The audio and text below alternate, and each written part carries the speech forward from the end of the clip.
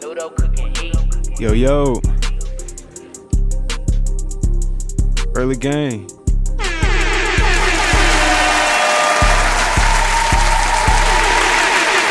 Yes, sir. Welcome back to the morning show, man. Appreciate everybody tuning in. 88 viewers in here already. That's lit, man. Shout out to the early game, man. We've been in the chat talking shit for about 30 minutes, man. I'm excited for today, man. Getting my coffee going. I'm up off this coffee right now. What's good with the chat? Man? Troy Sonic was good. Yes, sir. Young Fly, what's up, broski? Yes, sir. Zeus was good. Red Villo says, Dylan, I know you'll see this comment. What up? What's the comment? But yo, man, today's a dope episode, man. Can everyone hear me good? Good on the check-in. Today, man, we got a dope guest. Let me pull up some information here. A dope guest who's actually not in the music industry at all, but he's very knowledgeable, man. I tuned into this guy like at the start of quarantine. I think I found him on the Explore page on IG because I had got into looking up investment stuff and real estate. And man, this dude, super fire, man. His story is crazy, man. He's 30 years old. He started investing in stock trading at like a young age, 18, 19. Traded his way up to like 600 grand. Started investing in real estate. Man, and now he's got like $6.7 million worth of real estate property. That's, generating him about $50,000 a month. And now, you guys, I've been talking about you, all the people that have been tuned into all the previous episodes. I've been talking about getting him on, pretty much since the first episode. And definitely this is big for me because I feel like his story, his strategies, his pathway really falls in line with the strategies that we like to talk about on this show, about really finding other ways to get your money instead of living that quote unquote starving artist kind of life, where you kind of just put your all into the music, don't really worry about money, and live poor and stuff until you make money off of the music and stuff, which is cool for some, but we definitely like to encourage empowering yourself and generating wealth and income and using that money to put back into your business. I use the example what if you were in Richard's shoes right now and you had $50,000 a month to put into your music career. You could travel all over the world. You could pull up on any producer. You could pull up and have studio sessions with any artist, any producer, and really use that money to network and build your career and invest in building your catalog and living your, ultimate music dream. So we're going to get him in here in a second, man. I got him in the line. Richard, I see you in the Zoom call. We're also going to get you guys in if you guys want to jump in the live Q&A after we do the interview and ask Richard some questions about, whether it be about real estate, day trading, generating income. 192 people in the stream. Let's go, man. Let's run it up. Yes, sir. But anyways, man, you guys are probably asking Dylan, who the hell is this Richard Garcia guy you've been talking about? And I will show you, man. This is his IG. I definitely encourage you guys to go follow him, man. Now, this is going to be completely different type of content and energy for most of you guys. A lot of you guys, probably haven't even thought about stock trading, real estate. I know a couple of you guys have been in the chat saying that you are into that kind of stuff. A lot of people say all I do is day trade and beats, which is dope. And that's actually really cool right now, with the current landscape. Everyone's kind of stuck at home, quarantine, all that kind of crazy stuff. So it's really interesting, man, if you can generate income from home. Now, we're going to talk a lot about day trading today, and I'm going to just put a disclaimer out there. This is not for everyone. This is definitely a full-time hustle. But it can be a great vehicle to get you away from, if you just have like a regular job, a regular 9 to 5, and you want to have your time back. You want to be able to work from home. You want to be able to generate a lot more money than you would even be able to at a 9 to 5 job. Obviously, you do need some money to start day trading and stuff like that, and we will talk to Richard about that. We'll kind of figure out like, hey man, how much do I need to even get started in this? So yeah, a lot of interesting questions on the way. A lot of dope stuff we're going to talk about. So this is Richard, man. His page, like I said, he posts a lot of very cool content just about common myths about investing and just certain things, certain advice on rehabbing properties and investing in stocks and stuff like that. So we're obviously going to talk to him about all that. Definitely encourage you guys to check out his YouTube too. He's got a lot of interesting content. His story too about how he got $6 million in real estate is pretty interesting. He talks about he's worked at Tesla and Facebook and Google and all these places, and how that eventually led to him, to where he is now. And really, honestly, his journey wasn't even that long. Like I said, this guy's only 30 years old, and started when he was 18, 19. So 30 is definitely not old. Especially a lot of people are like, well, I don't have time to wait till I'm 30 to start investing in my music career and stuff like that. But just hear me out on this, guys. 251 people in the stream. This is lit. Last but not least, man, so before we get into it, I just want to show you guys this day trading group. If you go and click the link in the description, you can check out information on, joining. It's called Day Trade Today. It's Richard's platform where he teaches people how to trade stocks, and then he actually does it with you live in person through his daily Telegram chat. And you can see the Telegram's going crazy right now. All these messages are from like 9:58. It's constant. There's thousands of people in here day trading every day, and they literally give you advice like, "Yo, buy now, sell now. I'm gonna get into this stock at this price," and he literally shows you his whole process, how he looks at the charts and all that kind of stuff. Super dope. As you can see, they just shared the video there in the chat, so definitely encourage you guys to check that out. But yeah, man, let's go ahead. Let's bring Richard in here, man. I think I covered everything. I think I gave him a good little background. So yeah, let's go ahead and get it started. Let me get my headphones.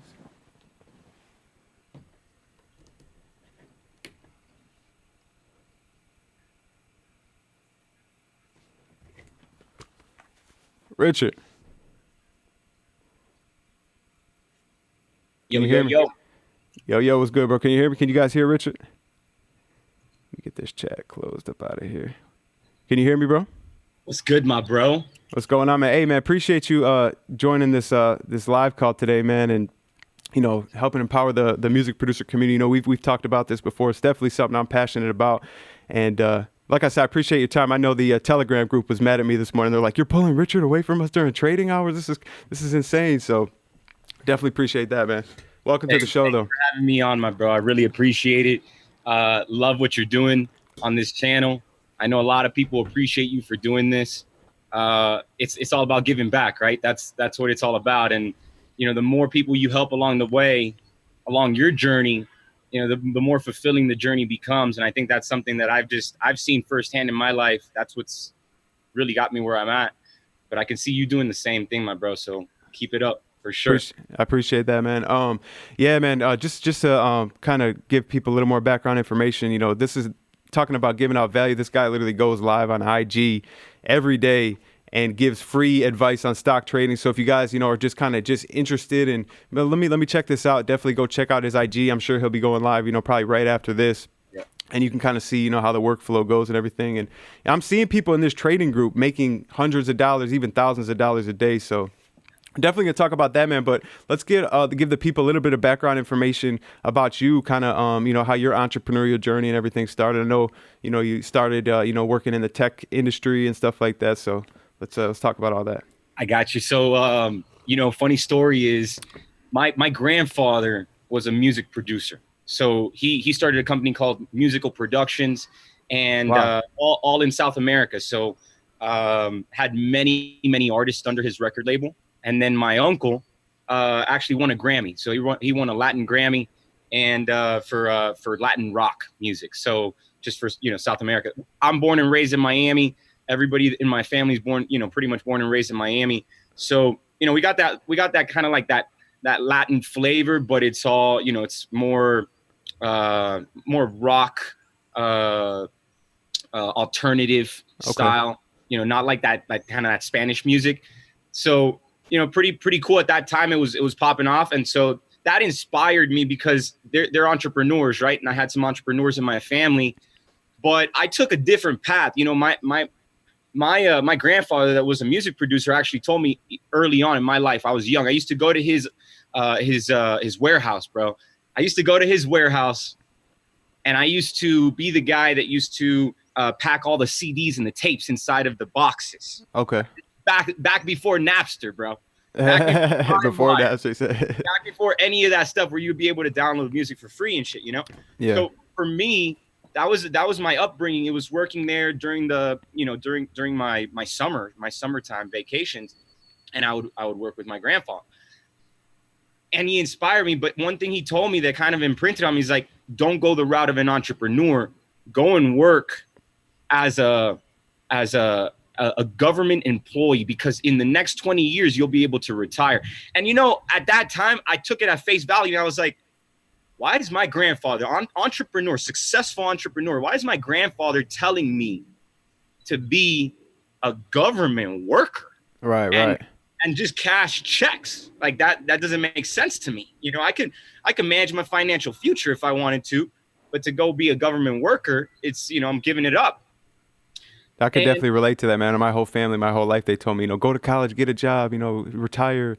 Yeah. But keep going though. It's the traditional route. You know what I mean? It's what everybody tells you to do. And I think that if you're traditional in today's times, you're going to make it to become an average person. I ain't trying to be no average person. I know you aren't either. And I know a lot of the people that are on here aren't trying to be average either. You want to be above average, right? Most definitely. I think they could definitely agree with that.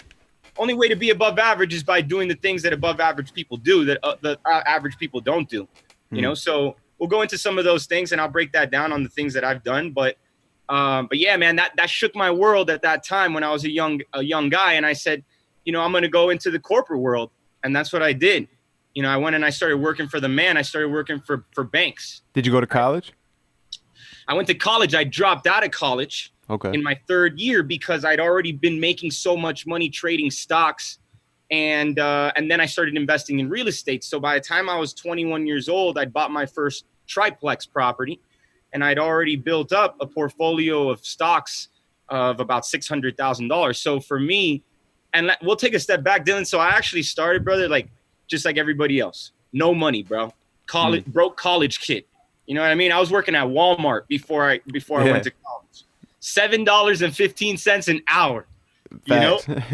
real early grind, getting out the mud. That sucked. I had the choice. My choice in life at that time was work at Target, work at Walmart. Which one's my choice? Yeah. You feel me? So it was like, all right, I got to do something to make money on the side because this is never going to get me where I want to be. And so I was in a 1-bedroom apartment with my mom. My dad had passed away. My 2 brothers slept in the same bed as me. 1-bedroom apartment, bro. That's a hard ass life. Yeah. Right. I graduated in high school, 2008. So you can already imagine 2008 going into 2009, I was already working as a teller for the bank. And I started my career in the bank. And that's where I said, I'm buckled down and I'm going to learn this stuff. And I'm going to do all the corporate training that they give me for free. I'm going to soak it up like a sponge. And I was taking all that info in at the same time I was at school. And I was like, all right, what's the balance here? Should I be going more to school than to work, or should I be building up my experience and just kind of, going to school on the side? Like, what is it that I should be doing? What path should I follow that's going to get me to becoming a millionaire, becoming successful, or whatever it is that I wanted in my life quickest? And that's where I was like, I'm just going to work. I'm going to work hard. I'm going to work full time. And making that decision actually worked out for me quite well, because since I dedicated all my time to working, and then after hours, I would dedicate my time to school, I came up faster in the working life. They saw that I was young, I was hungry. So they replaced some older dude inside the bank, and they were like, yo, you're coming up. And they brought me up and they promoted me after like 8 months. And I got his little office and stuff. Then again, another like year and a half later, I got promoted. So in this period, I learned how to build up capital from working, right? I was starting to learn how to save money. Right. One thing that I'm going to share with everybody here that was a big mistake early on was that I didn't learn how to spend money to make money. I only knew how to save money, but I didn't know what to do with the money. So that's what most people, that's the problem. They make the 30,000, they stack it up. They make the 40,000, the 50,000, they stack it up, but they don't know what to do with it. Yeah. And so I was like, I'm sitting on like $10,000-$15,000. I'm young. I'm 20 years old, 19, 20 years old, right around that age. Yeah. And I'd saved this money, and I was like, and my grandfather challenged me. He's like, save this money. You're going to need it for later. I was like, all right.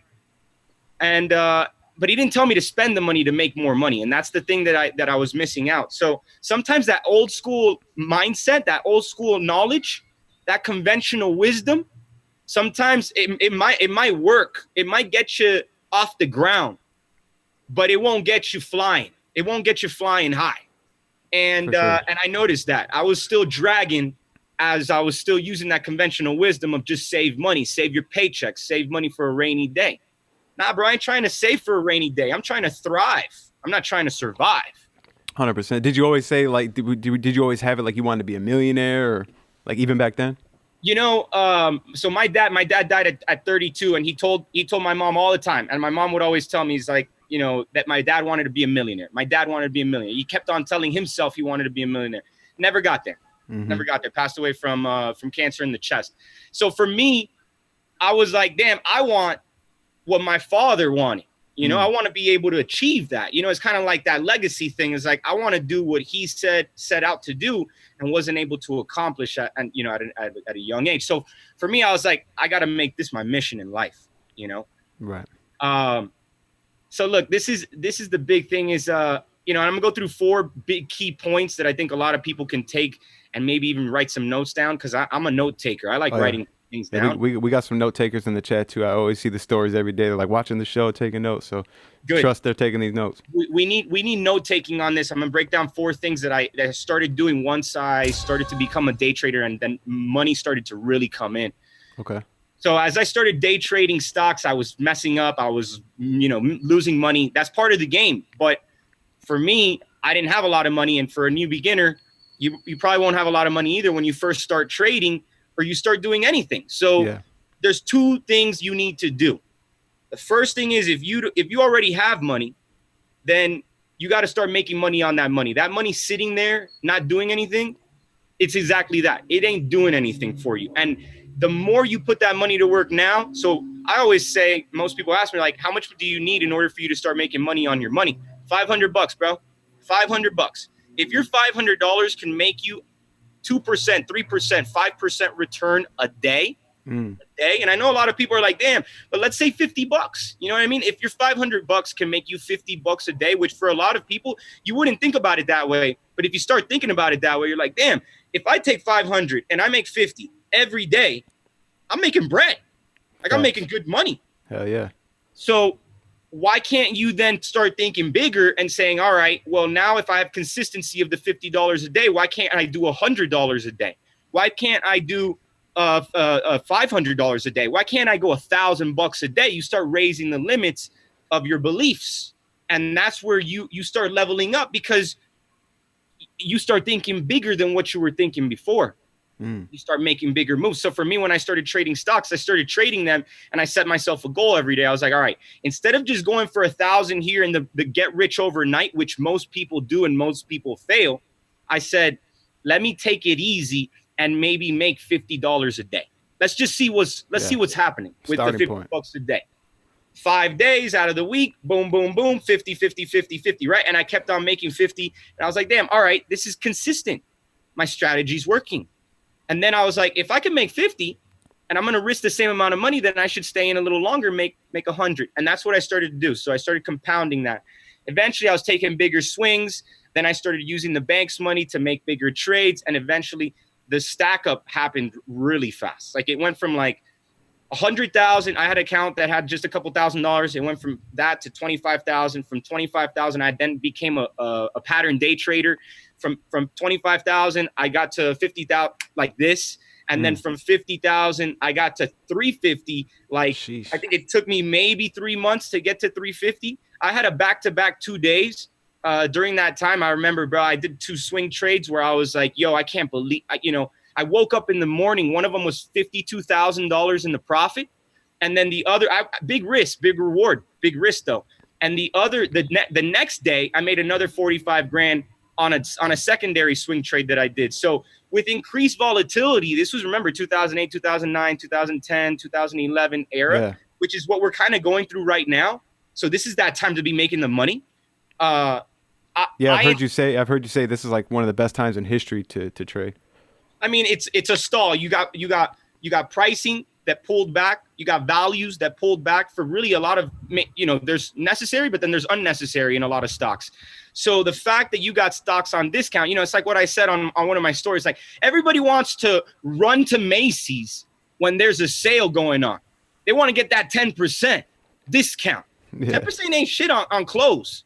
All right. But when you got 10%, 15%, 20% discount on stocks, people running away. I don't understand. I don't get Sell it. it all. Sell it all. Nah, stay away. Stay away. No, you should be buying that when it goes down 30, 40, 50%. You should not be selling that. You should not be running away from that. But people lack financial education. So, of course, what do? They're consumers. So they would rather spend on consuming than on investing and making money. Anybody that would have invested 3 weeks ago, even if it was just a dartboard, bro, you could have covered your eyes and thrown a dart at the board. Right now, 3 or 4 weeks ago, what you would have made is maybe a doubling effect on your money because the stock market went down 35%, came back up 50%. You know, so easy money, free money. But if you don't know, you'll never know. You know what I mean? So that's the problem.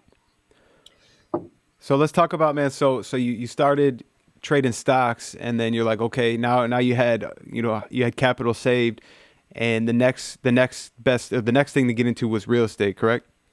Yeah. So I was working at the bank. You know, I was in my third year of college.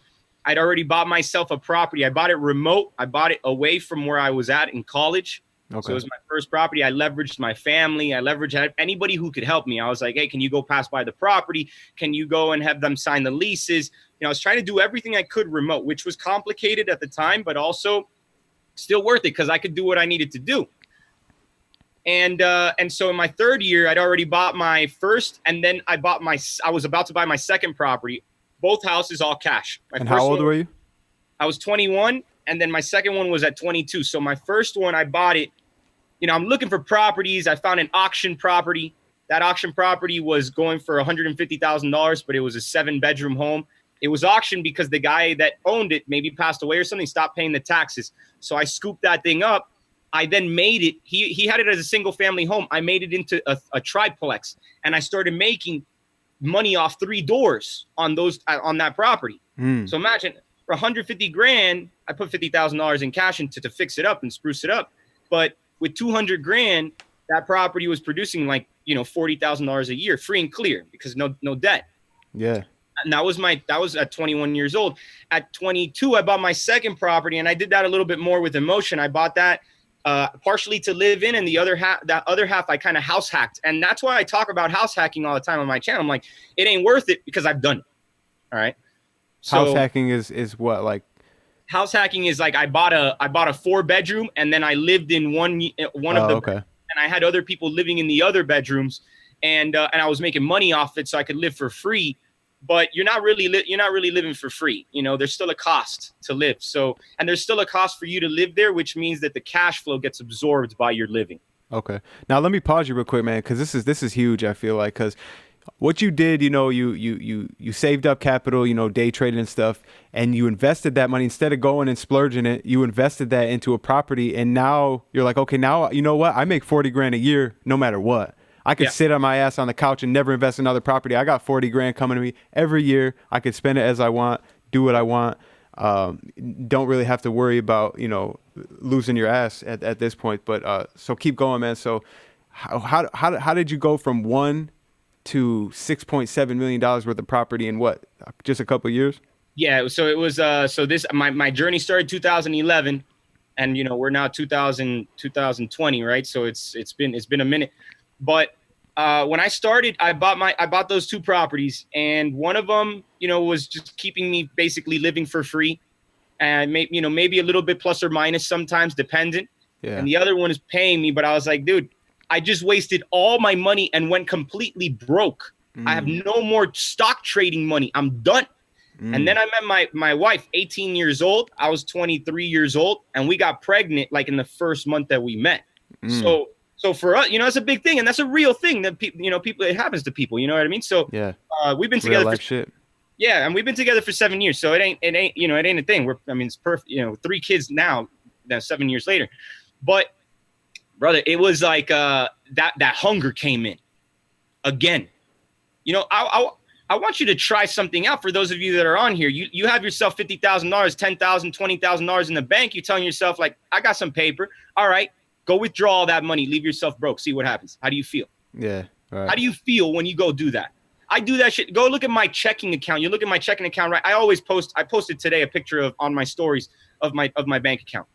I do it every day because I want full transparency on my Instagram. I want people to know, like, damn, this guy's legit. Like, he shows you the losses, he shows you the wins. Mm. And brother, in my checking account, every day I leave it about $300. I always leave it at $300. I never change. Now, don't get me wrong. There's some expenses that are more than that, and I have to move money all the time. But I'd rather feel the effect. I'd rather force myself, train my mind to feel the effect of pushing money out the door than just sliding the card and letting it go, and then not really considering my cost, my spend. I get it. So for me, I leave myself broke, bro. Even if I have hundreds of thousands of dollars inside of my account, I move that to another account where I don't get to see it every single day. I don't want to know that I have that money. I want to know that I got nothing in there. So that's what I would do. So basically, at that time, I said, I'm gonna push myself. I'm gonna go broke again. Somebody told me, take the risk, buy real estate now, and then go broke. I was like, all right. So I went broke, and that was hard, bro, because I had a kid on the way. I was just a newlywed, married. Young kid that, like, my wife's 18 years old, 5 months pregnant, graduating high school. Wow. Right. So like young. And so for me, I was like, I just got to come up. So I went broke. And then the next day I said, I got to get a job. And I went to go get a job. And that's so we're talking having hundreds of thousands of dollars to now having to humble yourself to go back and get a job. Exactly, bro. Exactly. I could not live with a kid and a wife in Miami off the lifestyle that I had, and then I had to boot those people out of that house hack because I had my family now living in there. I couldn't live off 40 grand, bro. I'd be broke.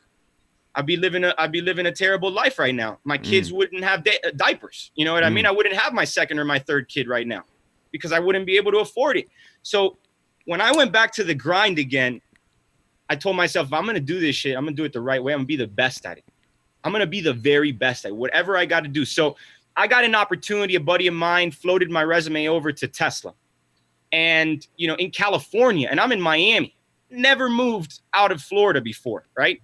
So I'm like, you know what? Let's try it. Let's see what happens. Even though I got a new kid, I got a wife or whatever. Yeah. All right. So when I'm on the phone with the recruiters and everybody from Tesla, I did the first interview. That went well. I got the second interview. The guy asked me at the end. He goes, listen, all right, so I'm going to ask you this question, and I need you to just answer it as truthfully as you can. And I was like, all right. And he goes, why are you good for Tesla? Why are you going to be better than everybody else? Tesla was very early stage, like less than $100 a share. I was just getting in like at 5,000 employees. It was at 30,000 when I left 3 years later. And I said, what time does the office close? And he goes, well, the office typically closes anywhere between 6, 7 o'clock, but people tend to stay late.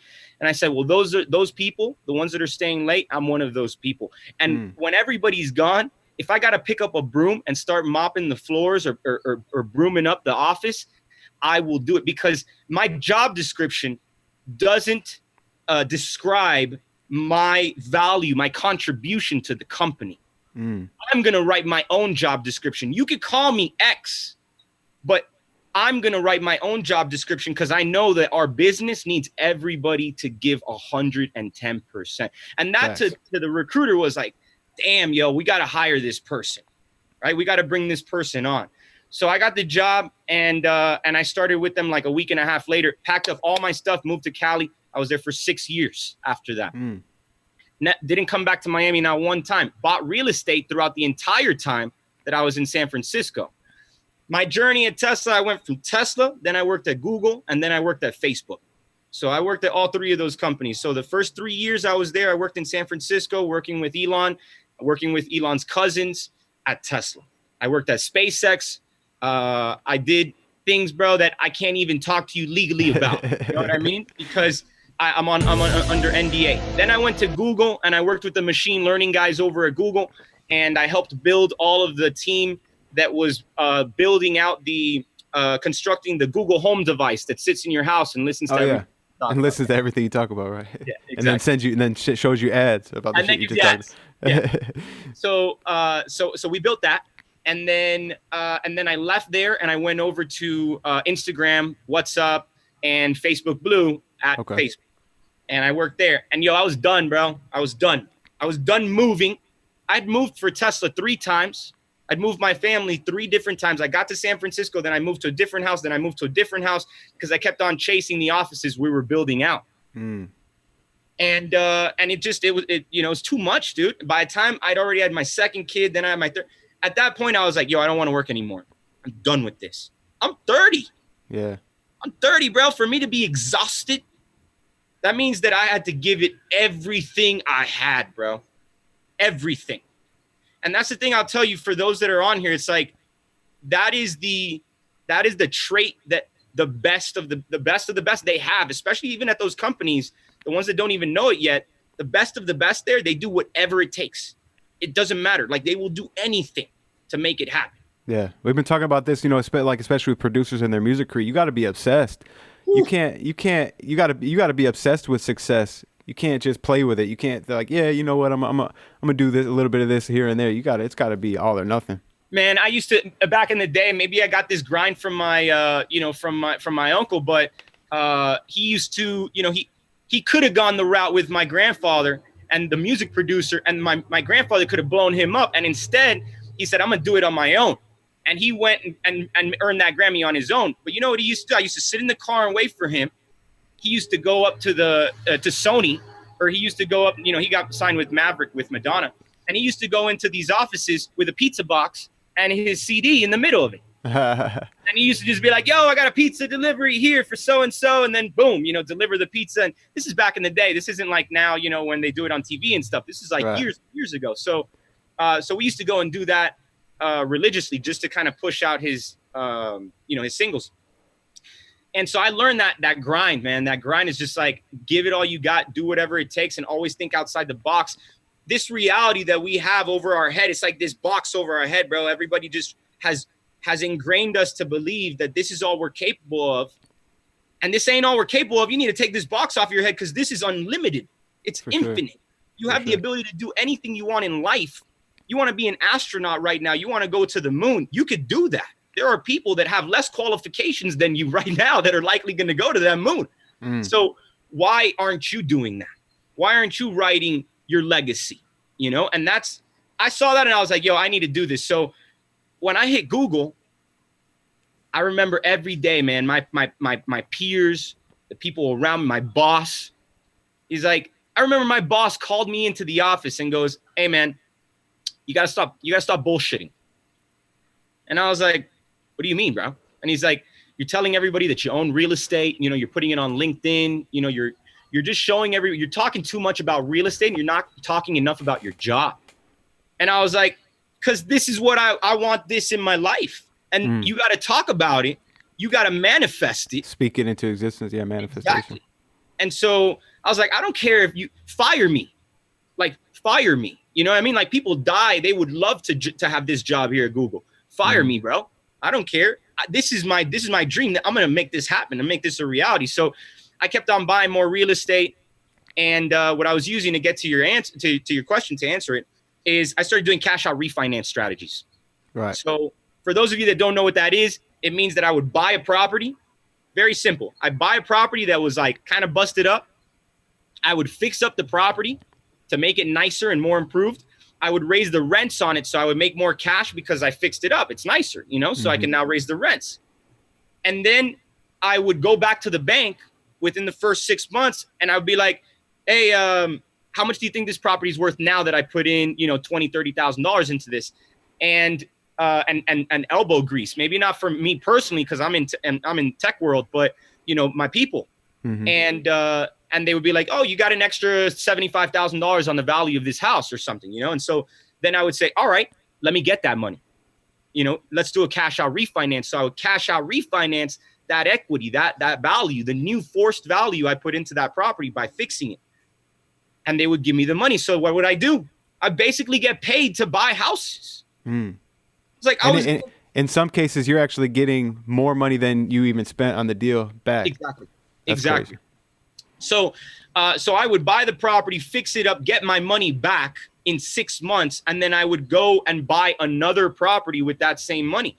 So my first property that I originally told you I bought, that $150,000 property from 2011, to 2017, it went up from 150 to 200,000, which I had invested for the rehab. It went up to 700 grand. And that's a lot of money in free and clear property. So I was like, you know what? Cash out refinance. So I took out a cash out refinance, a little over $400,000, and I bought myself on that like 4 more properties. And then I did cash out refinances on those and bought myself more properties until I got to the point where I left Google. I went to Facebook, was there for about like 8 months. And then I had so much. I just in March of last year, I bought a building, all cash, and then fixed that up. And that was all through cash out refinances that I was doing over a period of, 2 years. And I got to the point where I was like, bro, I'm sitting there.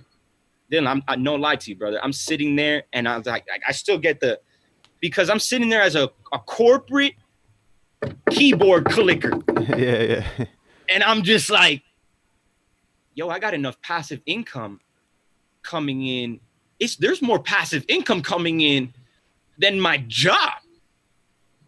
So because once the building turned on, once the building came online, that's when I was like, damn, I got more passive income coming in than my job. My job, I've given this 6 years of my life, to really build up this career. So you could really scale. First of all, that proved to me you could scale faster if you do it yourself. You can make unlimited money if you could do it. You could do it yourself. You have all your time back. You control 100% of your time when you do it yourself, when you don't depend on somebody else. So now what I will say is if you're like me, I went a route where I had to work for somebody else in order to build back up some more money in order to go and buy real estate. So if you're not born rich like me, I wasn't born rich. So you're going to need to go and build your business off somebody else's business. That's what you're going to have to do. What I mean by that is like, you're going to have to go make money working for somebody else, use that money to fuel your side hustle. And your side hustle is then going to build up and become a business for you. And eventually that business is going to, it's essentially going to replace your job. And you take that money from your side hustle and you inject that money into real estate. And now you got passive income that makes money for you while you're sleeping. Right. And you got the rest of the money from your side hustle turned business. And you got the most important thing, and this is for those of you that are out there, I was so early on, dude, and a lot of people the same thing. They want to protect their cash. They don't want to lose money. What they don't see is they don't see value yet in exchanging money for experience. And they don't see that time is actually the most important priority, the most important factor of anything that you do, regardless of whether it's an investment or not. So at that time, I needed to protect my time, right? And so I got back 50 hours of working at Facebook. I got 50 hours back. That's 200 hours a month. Right. Hell yeah. There's a lot you could do with that. What am I going to do with 200 hours, bro? That was not just the 200 hours, but then all the travel time to go to and from that job, the decompression time that I get home and I'm like, you know what? I need to get out of my work mind and I need to start thinking about my life mind here with my family. All that time, that shit comes right back. Right. That's precious because I then took that time and I was like, let me just use that time to then scale my business again. And I just said all the time goes into my business. 100%. And then everything you're saying, man, is so on point, which is, what I've been, trying to preach. And a lot of it comes from, me getting a lot of this stuff from you, as of recently. But it's just so big. Like, for you, your main business is real estate. Like your main goal is to scale your real estate. For a lot of these guys in here, they're music producers, but it still aligns because you get to yourself where you're making that passive income. You got all that time. It's like, go put that time and money into your music career now. So I want to take it back to ground zero a little bit. Crazy story though, but I definitely want to take it back to ground zero because there's a lot of guys. We got 519 people watching too, man. Shout out to you guys, super lit. But like I said, let's go back to ground zero and talk about what do these guys do if they're like, hey man, I'm making $10 an hour, I'm making 15 an hour, I don't really got much savings. Where do they start? I think the first thing you got to start off with doing is you can't. I see a lot of people with that victim mindset. That victim mindset. It's like, yo, I can't do this because I don't have the car. I can't do this because I don't have the clothes. I can't do this because I don't have. Especially in our industry. You don't have something. You don't have something. Listen, you know what taught me? Like the guarantee that you don't need anything. Having a kid when I didn't have anything. When I only had that one piece of real estate that was barely enough to make ends meet with me and my girl, and I didn't have a job, and my girl was like, you got to get a job. We need health insurance. We need to be taking the baby to do all that stuff for me. I saw that. I was like, there's no limit here. I got to do whatever it takes. I can't play victim. I don't got time for that. There's no time to play victim. There's no time for me to be like, well, I wasn't born rich and I didn't have. So that's the first thing. The mindset, yo, you can't do anything without your mind. You can't do anything. Biggest muscle in your body right there. Biggest muscle in your body right there. Most people use this right here, this thing. Most people use this to make decisions. Most people use this to make decisions. Look, my brother makes decisions with his stomach. You can see it. 30 minutes before he goes hungry, he gets grumpy. And that grumpiness is emotion, and that messes him up for the day. It may mess up a relationship. It may mess up something. And most people go through that. So you got to start figuring out how to control this in order to control the rest of this. And then when you know how to control this and you can control this, you're going to do great things. You're going to do things you couldn't even imagine doing before. So that's the first thing, is like, know that you are capable of doing more. You are capable of being better and doing better than what you are doing right now. What you have right now is good, and be grateful for it. But you can get a lot more than that. It's like what I tell every single person in all of our clubs, all of our communities, like, there's no reason why you can't be making there's no reason why you can't be making $100,000 this month. There's no reason. The only reason is you. That's it. That's it. There's kids right now, 16 years old, on social, making hundreds of thousands, millions, 6 figures a month, bro. A month. That's You're gonna crazy. tell me somebody with 10, 15 years of experience can't come up like that, like this? Right. Of course. No, But it's it's crazy. here. It's here. You know why it's easier for the person that's at 16 years old to be able to come up, and the person at, let's say 45, 50, is because they're a clean slate. All they're thinking about is, I'm going to come up. The other person's thinking about, I got this problem, I got this issue, I got this other issue. What if this happens? What, you know what I mean? The fear and all that stuff. Doubt. FOMO, all that kind of stuff. No, 100%. Second thing is, you're going to fail. You're going to fail 10 times. I failed 10 times. All right. They say this. They say the average entrepreneur, the average successful entrepreneur, fails 9 out of 10 times. All right. 1 out of those 10 times, you make it. That's all you need. That's all you need is the one. That's all you need, one. Now, some people make it on the first shot. Other people make it on the 5th shot. Some people make it on the 10th shot, bro. It's all a matter of, are you willing to stick it out all the way to get to that 10? Right. Or are you going to give up? Most people don't even begin. So they don't even begin to fail, because in their mind, they're just afraid of the failure. I think the failure promotes the next level of success. So for me, I call the failure. I'm like, yo, I want that failure. Give me that failure, because that's knowledge. That's experience for me. 100%. No, 100%. So there's a lot of guys in here. They're like, bro, I just make beats. You know what I mean? I'll play the meme. They're like, I'm not trying to get all of this financial stuff, man. I'm trying to make beats. I'm trying to work with Young Thug. I'm trying to work with, these artists. I'm just trying to be rich. I'm trying to have a rollie. I'm trying to have a car. What would you say, man? Because I feel like a lot of people kind of take that, and I had this worded literally perfect.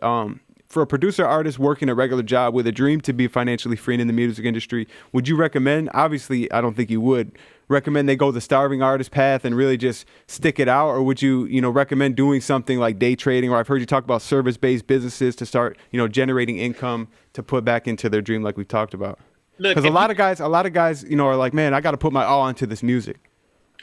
No, I mean, I think you should be putting your all into your music. I mean, it's going to show through your music, right? Like, You put your all into your music. Look, with my communities, I put my all into my communities. Every day I wake up, I do my live sessions. I'm religious with my stuff. And I think if you want to be the best at something, you need to be too. You got to show up. That's the number one most important thing when it comes to you becoming successful is you got to show up, especially when others don't. That actually gives you the competitive advantage. When that person doesn't show up, you showing up. So I think that's important. But what I would say is this, you want to be, so I learned this from somebody also that's music oriented. You don't want to be you don't want to be somebody that's good at a lot of things. You want to be somebody that's an expert at one really, really, really good thing. All right. I have an artist friend of mine that because he's an artist, he gets into everything. He does everything. Restaurants, bars, hotels, Airbnbs, long-term rentals, and then separate, because he's been using all his music money to go and fuel all this stuff. But he has investments that consume so much of his time that he can't go make music.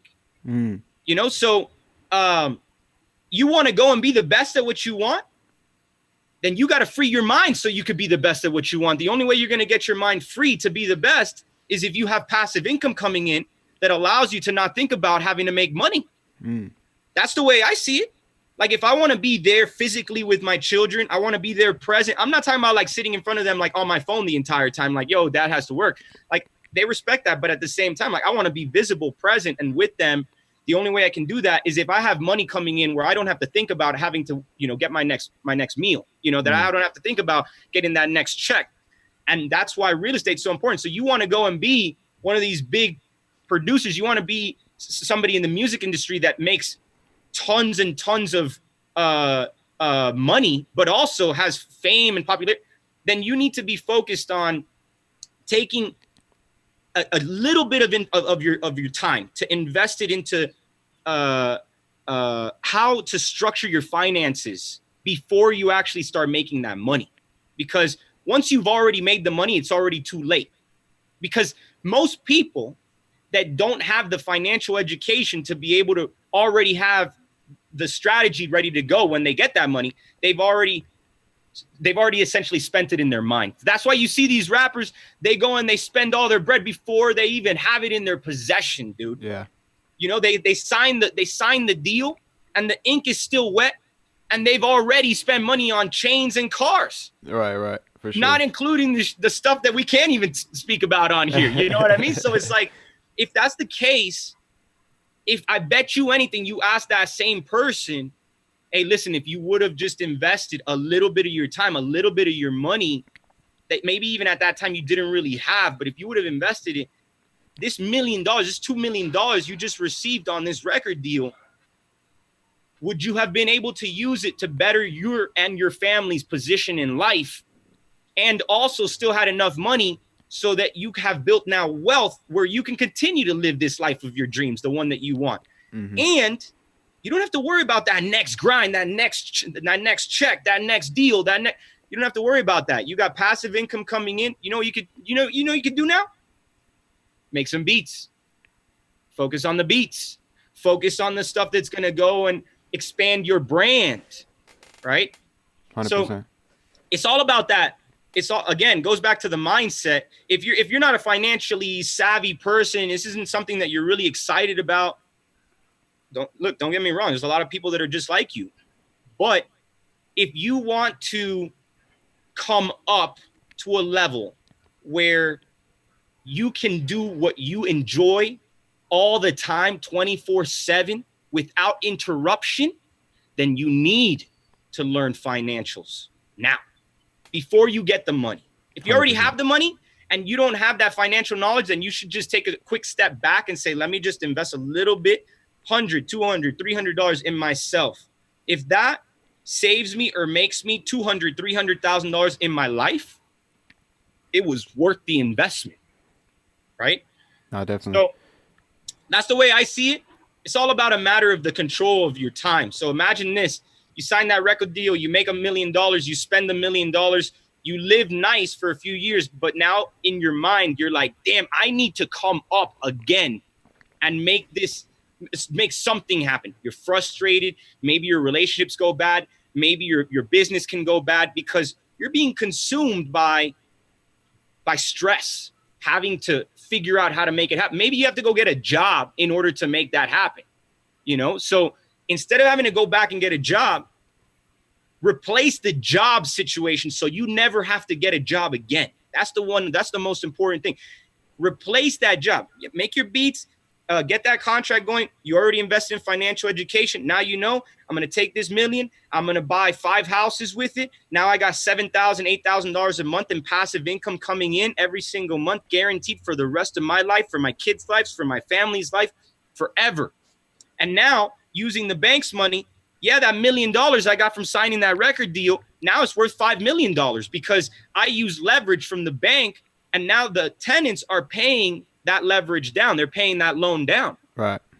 So now I was gonna say, so I mean, let's bring it back a little bit more to ground zero, because you know those $1 million deals and those big contracts, that's really, you know, only like 1%. If anyone that, you know, starts a producer career, has a, you know, dream of and starts their venture, you know, only a select few. It's like 1 in 1,000, 1 in whatever, that are going to actually, you know, get to that spot.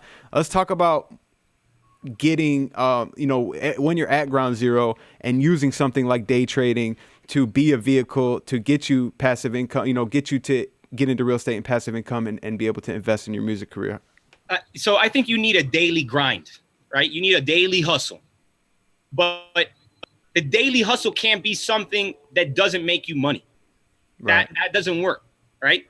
You need to have something that, and if you're going to have something that doesn't make you money, then you better have something that does make you money, right? So you got to have both. So for me, I was like, every day I didn't make money outside of my 9 to 5, I was like, yo, I need to do something to make some money. So eventually I started learning how to trade stocks. And that, if you have a lot of viewers on here that are just beginning their financial journey. Yeah, we're definitely. You have a few $1,000 in the bank. You want to maybe not even. Yeah, maybe not even, you know, and you want to make a few thousand more happen, or you want to just get up to a couple thousand, then you need to learn something you can make $100 a day, $200 a day, $300 a day, whatever it is, the compounding effect of that over time. And that's why I love day trading, because I don't have to leave anywhere. I could do it right here from my crib. You know, I could just go on. I got to learn how to do it first. I can't just go in and expect I know what I'm doing when, you know, people that have 10, 15, 20 years in this business in trading still fuck up. You know, like they still messed up. So if they mess up, somebody that has 2 hours of experience has some catching up to do. They need to learn, you know? Yeah. So the best thing to do, I think, is you need to level up with knowledge. So, you know, if you're going to take the free courses that they give you out there online, you know, like the YouTube stuff and whatnot, you know, that you can get for free, that's great. The only thing is that it's slower. You know, it's a lot slower. Like, you're going to go and have to figure it out on your own. That's what I did. I had to figure it out on my own. I was like, all right, let me figure this out. Let me figure this out. Let me bring all these things together. And let me see if it's organized enough where I can understand it. But if you're like me now, where you want to preserve your time, you don't have a lot of time to give away, or you're a little bit smarter than the average, and you're like, you know what, let me learn quickly so I can start making profits fast. Mm-hmm. Then I would do paid content. I would do paid courses, paid tutorials, go to a coaching program, something that is going to just get you there faster. That's there's the free information. You know, you can pick up the book and read it. The book is going to give you knowledge, but it ain't going to give you the physical, like, hey, this is exactly what to do and how you got to do it. Mm-hmm. Right. It's just going to tell you, it's going to inspire you. You know, it's going to inspire you. You can read this book called Rich Dad, Poor Dad, 100%. And read Rich Dad, Poor Dad. And, you know, you're going to finish that book. You're going to be like, I'm going to buy real estate. But you know what? You're going to be like, I don't know how. Right. Right. So the book inspires you, but it doesn't tell you what to do. So yeah, there's no tactics. Exactly. So the next step is, let me go on YouTube and start figuring this out. You're going to exhaust that, because you're going to, the first 2-3 days, you're going to be like, what do I even look up? I don't even know what to look up. How do I make it systematic? How do I make it a process? You know, when it comes to making a song, there's a process to it, right? So when it comes to investing, there's a process to it, you know, and same thing when it comes to learning. So that's where I would say, you know what, maybe I'll accelerate it and I'll pay somebody that's already figured this out to teach me, because I can learn it faster. You know, if I want to make a song, If it takes me a year to figure it out on my own, or it takes me a week to figure it out by paying somebody $1,000, dude, I saved myself a year of time waiting, and I learned how to do it better from somebody that has a significant amount of experience doing it. Yeah, definitely. It's that $1,000 is worth it. You know what I mean? 100%. And man, honestly, me personally, like I've always slept on like, paid content. I've always been like, bro, I'm just going to go on YouTube. I'm just going to do this and that. And, really up until recently, you know what I mean? Like I haven't really, invested in that kind of stuff, but, I joined Cash Flow Club. Learning, that strategy, the day trading stuff. Recently, man, I got a coach for Facebook ads. Nice. And it's like, as I was sitting there in the call with him, basically the sales call, I'm like, you know what, like I see what the system is. I can do this on my own. But then, after I was like, all right, I'm going to sleep on it. I told him I'm going to sleep on it. I'm sitting here and I'm like, you know what? I'm like, I could say that, but it's good. It's going to take me months of procrastination of researching. I'm like, I'm not going to get to it. I'm like, you know what? Let me just stop bullshitting myself. Let me just give this man this money, have him start coaching me, and, he's going to walk me through it. He literally, he's real hands-on. He helps me set up the whole system and all that stuff. So that's real, man. That's real big. And I was always, exact opposite. I'm like, bro, I'm not buying no fucking course. I'm not, paying a coach. I was too, bro. I was like, until I started taking courses over at Merrill Lynch, and I saw the value of what Merrill Lynch providing courses internally to their employees, Bank of America providing courses to their employees. I was like, wait a second. So that's how these people are learning this information that quickly, because these companies are actually giving these people courses internally. So why wouldn't I go and buy courses that give me and produce money for me outside of my 9-to-5 job? It's the same thing, just better. Mm-hmm. And that's what I did. So I bought my first course when I was 21. That helped me build up more capital and that was a trading course. So I was just like, let me improve. Cost me $5,000, bro. But you know what? Yeah. That $5,000, my first trade made me 11 grand. So it was worth it to me, and it got me there faster. If I would have procrastinated, I would have sat back on my hands and I would have just let time, time kills everything. So if I just let it take me, drag me along, I would never have got to where I'm at right now, because, and if I would have invested more, I also say this too. I invested in myself, but if I would have invested more in myself at that time, if I would have gone all in instead of saying at that time, like, maybe I'll just try it, see if I can. Instead, if I would have said, yo, I'm going hard here, I would have gone even further than where I'm at right now at a younger age. So for sure. For those of you that are out there, that's the number one thing, is investing in yourself, investing in your knowledge, changing your mindset around to being like, I'm open to investing in myself, because it's only going to benefit me. It's only going to make me money. Yeah. And it's like, people take on all this debt for college, but you talk about $100 course or $50 course, they're like, get the fuck out of here. I'm not doing that. Especially when it's something like, like even if it's like a production course or anything like, that's, what you're looking to do, your dream and stuff like that. So man, let's I definitely you got time to get a couple people in here for Q&A? I got plenty of time, brother. Okay, cool. Real quick before we get people into the Q&A, man, I want to talk about, because you've really kind of gone like 0 to 100 real quick with your branding on Instagram and stuff like that. Can you give us some of your best branding and marketing tips on IG? Yeah, you got to be a subject expert in what you know. That's the way you start. That's the only way to go. You can't be a generalist. So when I started on LinkedIn, the way that I got, everybody asked me, they're like, yo, how did you get the job at Google and then at Facebook? The way I got those jobs is because I created a reputation. That was most important. I created a brand. I created perception, and I used it within the companies that I was working for every time. So what I would do is every time I get into a meeting, every time I talk to somebody on the phone, every time I connect with somebody on an email, I would then request them on LinkedIn almost every single time for years, every single day. I was like, you know what? If I start getting these people to follow me on LinkedIn and I keep posting about something that I'm very passionate about, they're going to see me as a subject expert in whatever it is I keep posting about. I may not be the best at it. I'll tell you this right now. I wasn't the best at it. There are people that are always going to be likely better than you in some capacity, richer than you, bigger than you, stronger than you. But they may be better than you, but if they don't have spotlight, if they don't promote themselves, if they don't promote their experience, are they really better than you? Do they have the same reach as you? And then eventually, does that mean you're better? Right? And so and I don't mean better as like a human being. I mean better at like promoting your abilities. You know what I mean? To a broader audience as an expert in what you do. So for me, I was like, I'm going to be very good at this one thing right here. Like very narrow. I was like, I'm going to be very good at this one thing right here. And my thing was like on social media, on LinkedIn, I wasn't on Instagram until September of last year. So it's very, Damn, very. so you went from 0 to 100K in like 6 months. In 7 months. Yeah, in 7 months, 100,000 followers, because I used the same recipe that I'd already used on LinkedIn. And LinkedIn, I went in 2 years, I went to 40,000, which on LinkedIn is much more difficult because you have to connect with everyone. Yeah, they got accepted and all that stuff. Yeah. So on IG, man, what like when you first started your IG account, what did you start doing immediately? Best practices? Value, bro.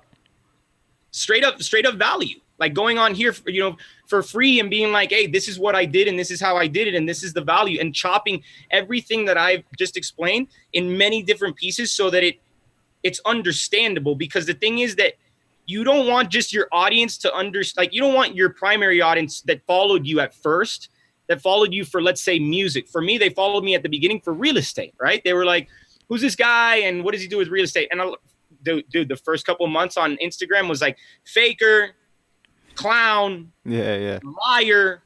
And I'm sitting there, I'm like, yo, I show my wife, I show my kids, I show my bank account, I show my properties, I show my trades that I make on stock. You guys want my social security number? Right. I mean, I'm short of that. So I was like, the fight to really prove to people, it was difficult, and it's a bit overwhelming, and it definitely, and it's not for the faint of heart. You got to have thick skin in this game. You know what I mean? To be able to be able, like, you do this for free. You jump on these sessions and you give people value, and that's huge. And a lot of people benefit from that. And you're not asking for anything in return. You know what I mean? But now what you do get in return is you get reputation. You get a brand, and you can scale that, and you can scale that to become pretty damn big. So I saw it as that. I was like, the more people I help, the more I'll actually get in return. Mm-hmm. So I was like, on social, the way I grew fast was by just giving out free game all day. And you go to my Instagram, and I'll still do this until I get to 1 million followers and more. I'll still give out free game. Mm-hmm. Everybody, my competitors in my space, they were holding the niche hostage. They weren't giving out free game. They were giving you just enough to watch their videos to then have you go click on a link to go buy something. For me, I was like, I want people to continue to watch all my stuff, all my free stuff, so that they keep on leveling up with the game I'm giving them. And I want them to see the value, see the potential, experience the value before they even like say, yo, this guy's for real, And that's what happens with my day trading group. I jump on live sessions on Instagram, right? Give you an example. For hours every day, trading stocks, calling stocks, entries and exits, and anybody could join. And that's free game. Somebody could go into those trades and make, you saw the professor the other day, he made like $6,000 in one trade in one day on live Instagram. Wasn't even in the group, wasn't even in the courses, nothing, hadn't bought in anything from Richard. And he, after that 6, he's like, yo, bro, I'm about to spend that money and get into it. Because he saw the value. Now he sees it. He's like, damn, I was only looking at an hour of time that you were online, and now I'm in it with you all day long, and I get huge value. Right. So you got to give as much as you can without any expectations in return whatsoever. Look at how Amazon has exploded beyond the abilities that anybody believed could be possible, because this guy started off reading a bunch of books and then had a bunch of books sitting inside of his place and was like, you know what? I want other people to read these books. So let me make a website called Amazon, and let me just have them buy these books that are already, secondhand. And people started buying these books, and it was like essentially giving people value at the lowest price possible, the lowest cost possible to them at a time where they needed it the most. And that's how I saw it. I was like, damn, I need to help people understand how to invest in real estate and how to invest in stocks, and make money and come up off this. Because if it worked for me, I'm gonna pay it back. You know, that's how I saw it. I'm gonna pay it back. Not everybody wants to do that. And I'll tell you, that's, you know, it's the truth. And when people ask me like, what is it? What's in it for you? Well, I already got real estate. So I'm rich off real estate. I'm good. I don't need any more money coming in because my real estate's already supporting me. So for me, the bigger thing is I don't need anybody's money. So the gurus that are out there, those are the ones that are like, their primary income is their courses and the products that they sell, so that they can then go and buy real estate. I already have real estate. The courses you did it backwards. Exactly. The courses I have are just to help you guys. That ain't to help me. You know, I don't get rich off $100 on a ticket. You know what I mean? That doesn't make any sense. Yeah. I get rich off real estate wealth, you know, and the building of that. So I would say free game, bro, all day. Definitely. And explain it. Like if the person that's watching it doesn't understand it, right? Because that's what's key. You might be explaining something to somebody using terminology that you know and understand in your line of business. But if Richard comes and watches your stuff, will Richard understand it? He's a finance guy. Is Richard going to understand your stuff? No. So this is where everything mostly breaks. And it's that you see this on Instagram, the 1%, less than 1% of people blow up on Instagram because they're thinking about what does the other person on the other side that's following me want to see. Whereas the people that stay small, they're only posting up things that they want to see personally, that they want to share personally. Yeah. I think you should be posting things that people want to see because that's your follower, that's your customer, that's your client, that's your next lead, that is your next opportunity, you know? So the way I see it is give free game and make it relatable to people that are going to understand it and not going to understand it at the same time.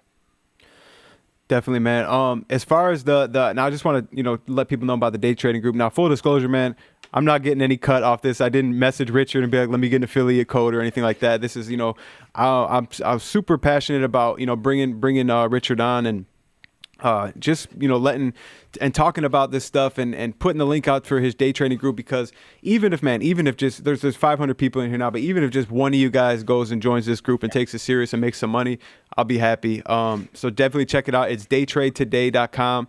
And like I said, he's got, and all these terms and stuff he's been talking about, like swing trade and scalping and stuff like that. I know it's going way over your head. It was definitely going way over my head too, but it was like a couple hours of content in that course. I literally watched it over a day, and I had like a great general idea, and I knew, okay, I know what this vocabulary means. I know, like, when I tune into his lives, and I know, in this trading group, I know what those certain things mean. So definitely a great resource for anyone out there.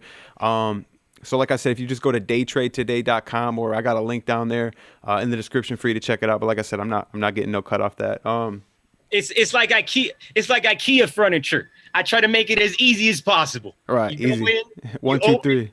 That's it. 1, 2, 3. You open it up, you follow the instructions, and then you jump into the group, and we take you the rest of the way. And I think you got to go also, but the group really does work, man. And learning in that type of collaborative environment right now, it's like on these sessions, it's 500 people. The 500 people that are on, if you have 500 questions, then you 500 people are going to learn 500 times more than if only one of you was on here.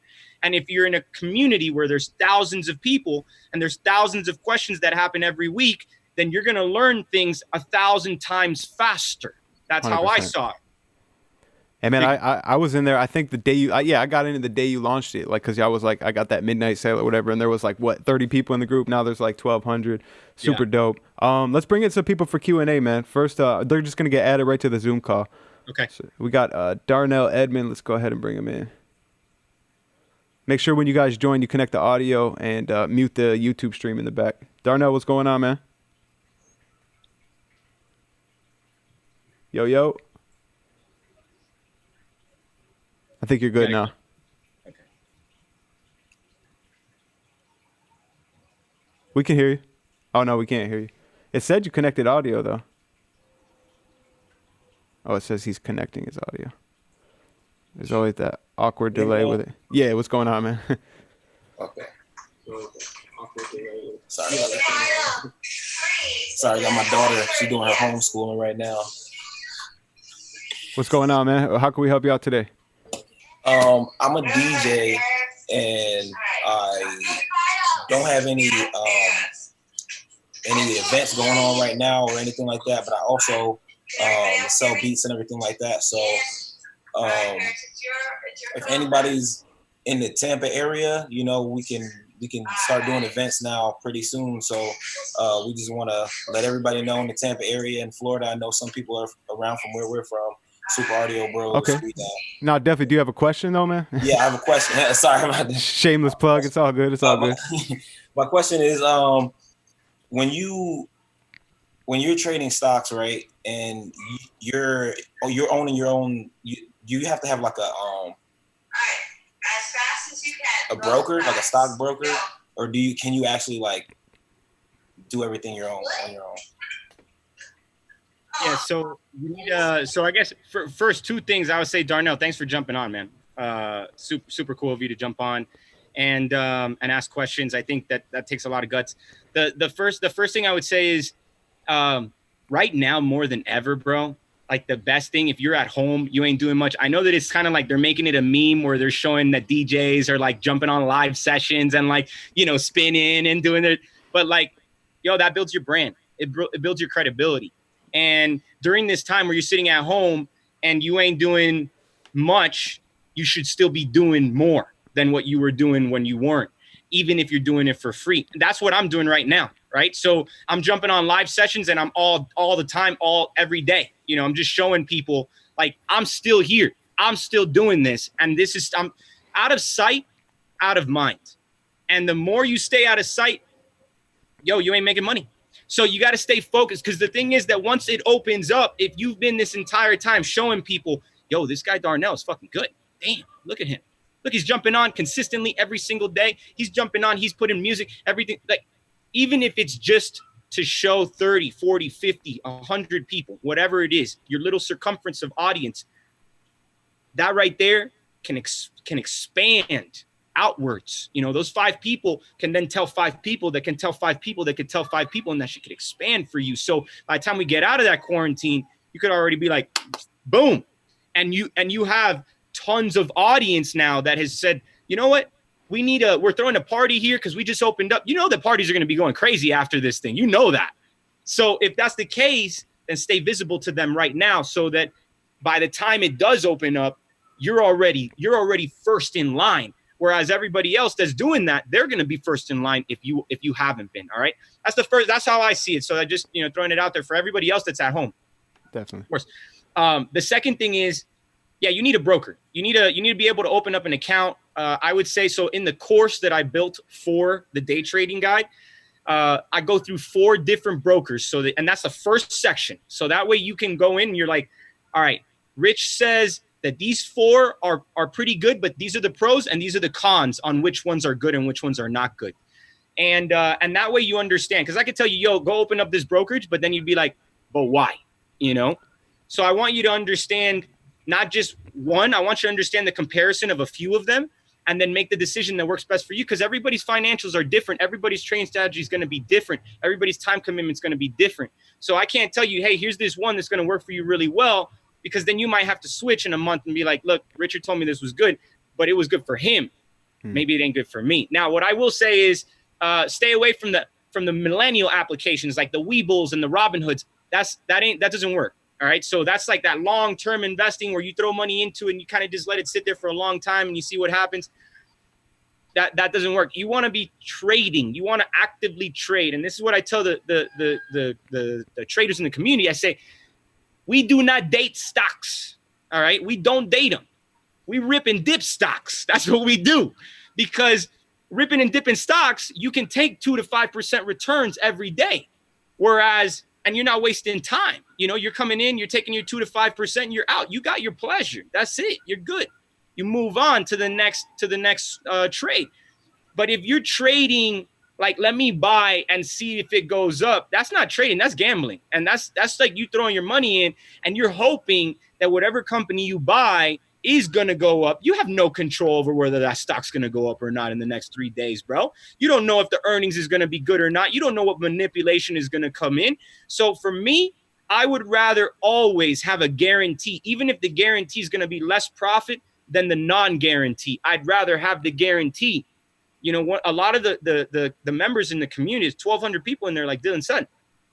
It's a lot of people in there. So a lot of people make mistakes. A lot of people stay in the stock longer than what they should.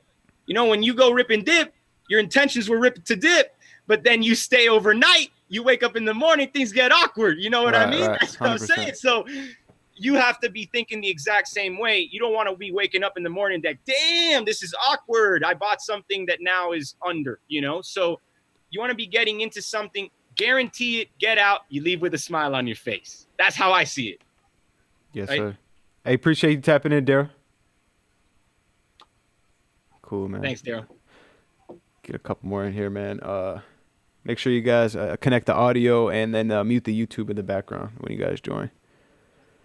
Meek, what's going on, bro? Yo, what's good, guys? How y'all feeling? Feeling good, man. Thanks for tuning into the morning show, man. How can we help you out? First off, I just want to say I feel blessed to be here. Very inspired by you, Mr. Garcia. Very inspired by you, CEO. Appreciate it, man. 100%. I'm doing something with my homies right now. We got this like little Mix Down United group where it's like a morning meetup from 10 to 2, Monday, Tuesday, Friday. We meet up. We discuss production. We're a bunch of electronic producers out here in Vegas. And I'm just trying to see like, where can I scale something? Where can I scale what I have right now? I got 5 guys who was a solid little community trying to commit to production. And through watching ProducerGrind, y'all have done nothing but inspire me to create producer content. So I'm trying to get all my homies on producer content and trying to get all these guys on the same wave, but they just can't seem to understand the actual, like longevity of these goals. You know what I mean? So I guess my main question is, what is your opinion on scaling something with a community that starts with 5 people? I don't know if that's too open of a question. Okay. So I think you're talking about kind of, because you said, they don't see the longevity in it. They don't see they're like, okay, man, how do I know if I, do this every day, it's going to pay off in 5 months? And Right, that's exactly. really hard. And I've talked about this in past live streams. Like, that's one of the reasons I kind of am not really big on like partnerships and stuff like that, because 9 times out of 10, when I do partnerships, I usually am the person that's putting more work into something, and, I'm picking up other people's slack, or I got to be that motivator that's, trying to get the whole group on board. So that can definitely be hard, man. I would just say, man, focus on you putting out the content yourself, and focus on building that community with the people that, tune into your content. What's your community? Is it like on Discord or something like that? No, yeah. We just started on Facebook, and then we just started a Discord as well. We're called Mix Down United. We're just a couple of us who the whole point of our group is to get each other to our final mix downs and get each other to release songs and to get content out there, especially during this time where a bunch of us are artists here in Vegas and no one's releasing content when we're all producing enough music to release content. So yeah, you just got to do the content, man. You can't look at it and be like, man, I'm only getting 10 views. I'm only getting 50 views, 100 views. You got to do that shit, bro. Because when I started this podcast, like, our first episode only got a couple hundred views.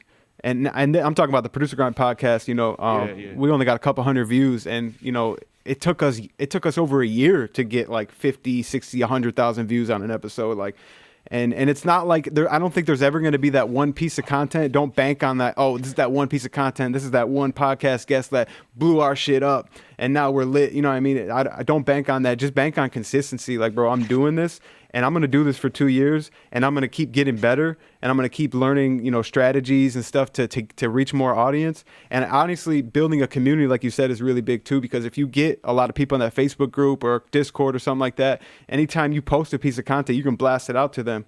So definitely focus on that. Awesome. Appreciate you too. Go ahead. Meek, 3 points I could tell you right now for scaling. All right.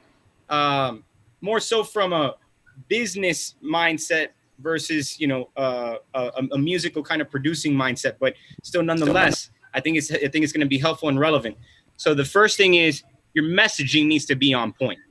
All right. Mm-hmm. Your audience that watches your stuff, whatever content you create, whatever community you have, Your messaging needs to be very clear at the very beginning because your audience needs to go there for a specific reason. They need to be like, I'm going to go look at your stuff. And you also, I want you to think about this way. Every time you're on Instagram, what do you do when you look at it from a user perspective? What do you do when you go on Instagram and you see somebody's like stories and you click on that story and then they're not giving you value? What do?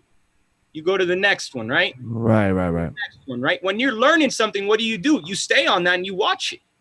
So your messaging needs to be on point. It needs to be so people go to it and they're like, I understand what he's trying to say here, and I'm learning from what he's saying. That's number one. Heard that. Number two is your group of 5 is only going to be the next Instagram billion-dollar business if everybody knows their place in that business and understands what role they perform in that business. It cannot be that 5 people do 5 different things and each one of you are doing the same thing.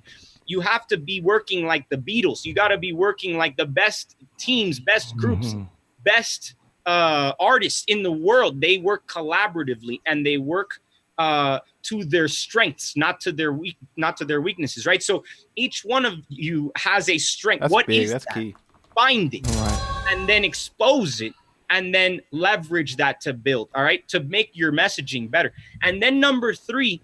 And I know this is a bit more technical, and it's for a lot of people, it might even go over your head, but make it replicable. Make it so that you guys can do it over and over again, because that's the truth in how you really scale. When you do something extremely unique, you can't replicate it and do it over and over again. But if you do something that you're able to continue to do over and over again, because you made it systematic, you're like, all right, we're going to go do this. This is how it's going to work every single time. That's how you scale. That's how you can go from, 1 track to 100 tracks, because you figured out a way to be able to bring everybody together, know their roles, and then create that messaging and be able to scale it because you guys have a system in place and that works for you.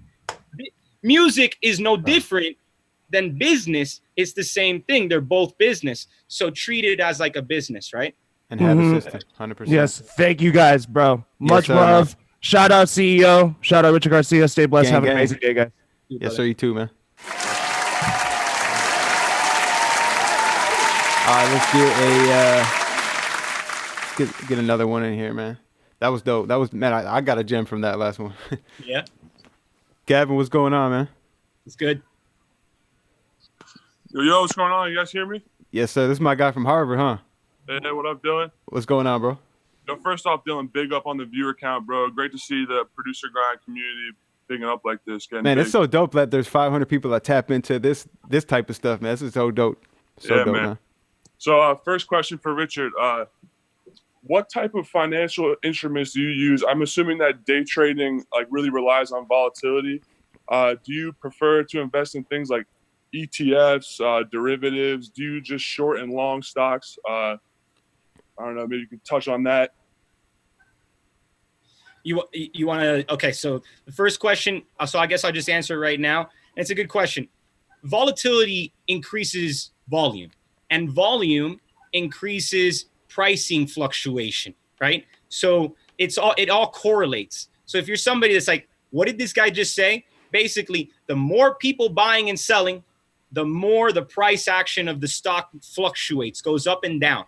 Right. So if you're trying to make money, you're not going to make money on a stock that's just moving sideways. You're going to make money on a stock that's moving with volatility and volumes that's going up and down. And when you have computers trading against you, you need volume in order to have more consistency with your trades. Because let's say you buy something that doesn't have a lot of volume, but the computer algorithms on the back end that are trading against you on that stock, every stock is manipulated. Every stock has computer algorithms trading on it because that's how funds trade. So if you are trading against a stock that has no volatility, or with a stock that has no volatility, no volume, the stock is going to plummet, or it's going to try to push you out of the stock quickly by essentially freaking you out, right? It's gonna pull down right when you buy it. I don't know if everybody ever done that before. You buy a stock and then all of a sudden it comes right down, because that's a computer saying, let me freak this person out. They're more likely to sell their shares quickly if the moment they buy, the stock goes down. So the computer's trying to force your stock to come down, your price to come down. So what you're trying to do is you're trying to trade on stocks that the computers can't really keep up with because you got so much other volume coming in from non-computer trading, right? So that's what I look to do. I learned this from working at Merrill Lynch. So when I'm going in on a trade, and nobody's going to tell you this, bro. Nobody knows about computer trading because they've never worked on prop desks before that actually have computers trading against. Computers are on the big institutions, not in small institutions. So I'm trading off of volume, which of course changes the dynamic of the fluctuation of the price and allows me to pick a trend. So I can say, all right, look at Novavax right now. It's skyrocketed from yesterday from like $20-something to now $40-something overnight. Last night, most our traders got into that trade in the 20s, and now they're up like $10, bro, overnight. You know what that is?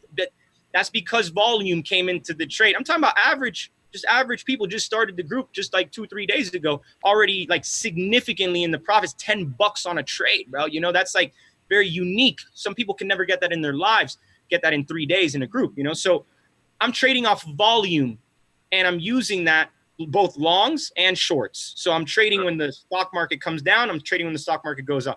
I enjoy short trading more than long trading because I truly believe that stocks have more negative volatility than positive volatility. Also, when a stock goes up, and this is the same thing when it comes to the market goes up much faster. The market takes a longer time for the stock to go up, for the market to go up. It takes years, right? How long did it take for the market to go to record highs? 10, 15 years, bro. Same thing with stocks. It takes a long time. But how long did it take for the market to go into a bear market and go into basically a collapse? It took them like a day, bro. It took us like 3 days, 4 days, 35% down. That's because the market, negative news has significantly more of an impact on the market and on stocks than positive news. You know, positive news can make the stock move 10 points, but negative news can make the stock move 100 points. You know, so that's and it all depends on the news. So I leverage that, and those are guarantees. You know what I mean? That's a guarantee because you know if a stock didn't get their FDA funding and they've been skyrocketing, hoping that they get FDA approval, and they didn't get the FDA approval, all of a sudden it plummets down 50%. You know, that's a guaranteed trade to just short. You know, that ain't going back up. And I know a lot of this is going over people's heads, man. A lot of these guys are, man, I'm just a producer, man. I don't know what you're talking about. Hey, man, Investopedia, get on that. Click anything that looks blue, and it'll lead you to another page to learn all you got to learn. Investopedia.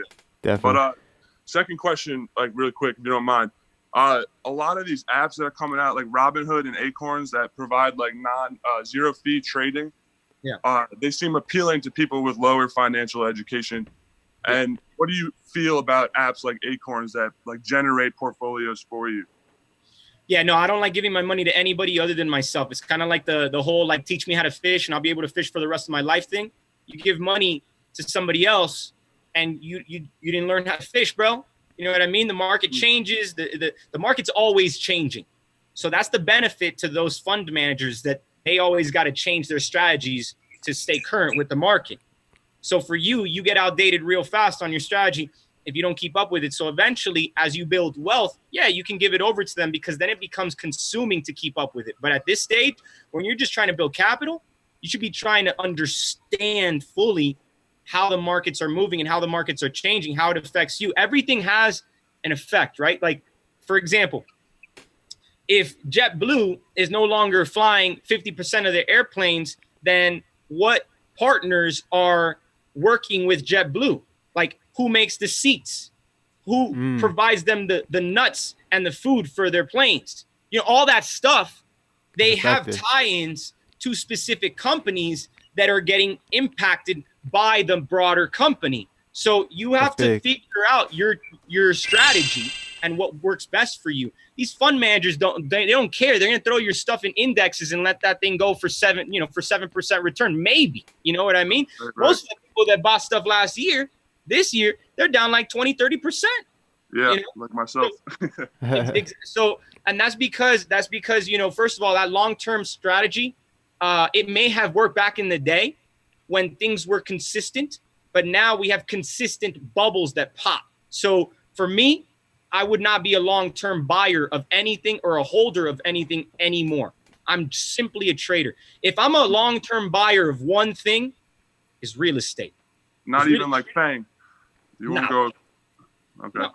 Because look at you know, look at any Fang stock just as high. Look at Netflix, for example. You know, great stock, but fluctuates like 100 points on average. Look at Tesla. You want to own some Tesla, you're gonna fluctuate like 400 points on average. You know, so these companies, like, could you buy them? Sure, but could you make more money doing something else in the same time you've been holding on to those stocks? Yeah. And could you have guaranteed money in these other things? Absolutely. And could you have lowered your risk?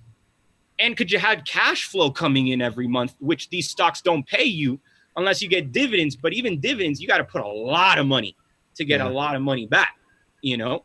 Gotcha. So, and the one thing I don't like about dividends is that I could buy it for $100,000, but the value comes down to $50,000 in my portfolio. I'm still making the dividends, but now I got 50% less of my portfolio value. It's like, nah, man, you know, I would rather put my money in real estate because I know 100% I can control that. I have tenants there. They're paying me every month, appreciation value, tax write-offs. There's a lot more than just buying a stock and believing that the stock is going to continue to go up.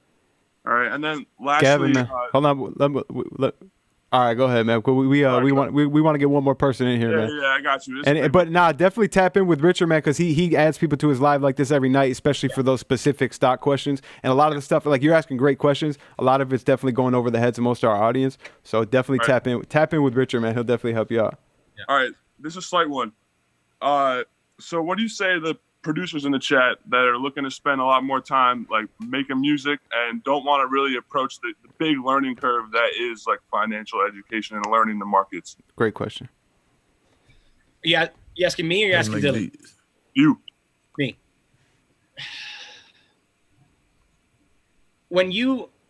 This is what I told myself. You know, I get back home from working a 12-hour day. I don't care if it was at Tesla. I don't care if it was at Google. It doesn't matter. Work is work. It's mental work. It's still work. Mm-hmm. And I'll get home and I'll sit down on that couch, man. I got 3 kids. I'll sit down on that couch. I'm tired. And I'll do this one thing every time I sit down on the couch. I'll get back from a long day. I'll sit down and I'll tell myself, man, I am tired, bro. I just want to sit back and relax. You know, worked hard today. I earned this time. But then I would do this thing called jolt. I'd push my body up, and what I'm doing is I'm training my mind to feel the effect of complacency and quickly stop feeling that effect. It's kind of like torturing yourself in a way, but in a very positive way, because what you're doing is you're letting yourself sit down for just a second, bro, just to get that body to just chill for a second, just to be like, all right, fuck this. I got to get up. I got to do something. I got to get on this grind right now, and I got to make money. Because this is the time right now. You got 3 lives to live, and you got 3 lives to monetize off of. I talk about this on my IG. You got your 9 to 5 life, you have your 6 to 12 life, and then you got your 12 to 9 life, right? Those are 3 lives, bro. You got 3 lives to monetize off of. So for those of you that are sitting back and you're like, you know what? I don't need to make money outside of my producing life. Then you're only monetizing. I just want you to understand this. Then you're only making money 1/3 of your life. The other 2/3 of your life, you ain't making shit. You're not making anything. You should be making money while you're sleeping. If you don't make money while you're sleeping, you aren't going to be able to come up to the level that you expected, that you wanted to be at. So you got to figure out how to make money while you are at your 9 to 5. Clearly, that's your job. Once you get out of your job, you need to be making money from 6 to 12, which is your side hustle that eventually will turn into your business. If that's trading stocks, then that's trading stocks, and maybe you can mix that in through your day. And then number 3 is you got to be taking that money to invest it so that you can be making money while you sleep, bro. There's no better feeling to know that you got an extra check coming in while you're sleeping for 8 hours every night. You know what I mean? I want you guys to do something, and I'm not going to do the entire exercise, but just do this, bro. 7 days. All right, for all my producers that are out there, 7, and for all of you, 7 days. I want you to take the 7 days. How many hours are in 7 days? 168 hours. Now, I want you to just start breaking down from that 168. Do it on paper, bro. Do it right after.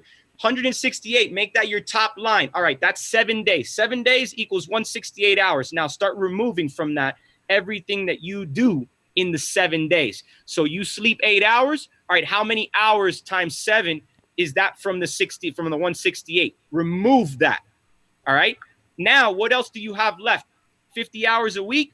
All right. Remove that for your job. Commuting to and from your job 2 hours a day. Remove that from your, eventually you dwindle it down all the way you get to the point. I bet you, I guarantee you 100%. I even broke down how much time I'm spending with my family on the weekends or in days in general.